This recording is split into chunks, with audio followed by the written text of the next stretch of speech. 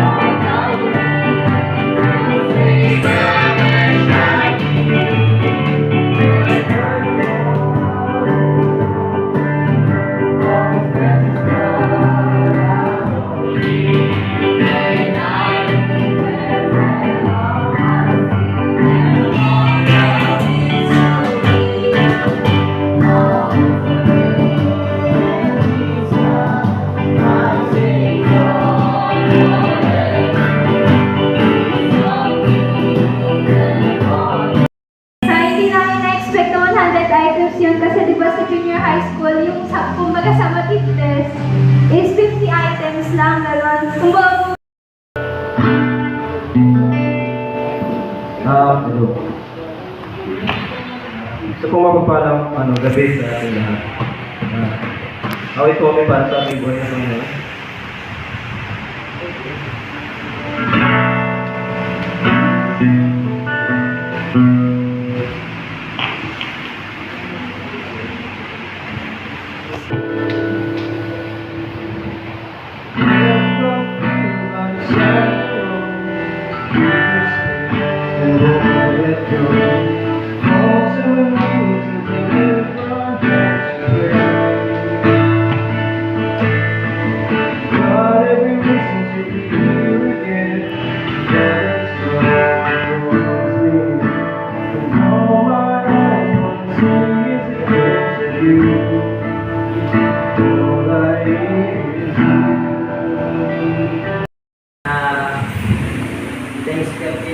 Thanks God na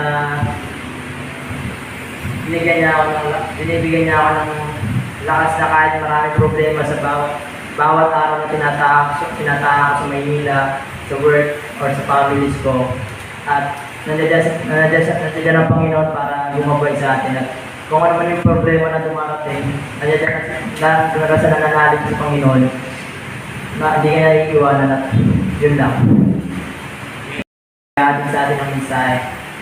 Tinatawagan ko si Brother NJ. Amen.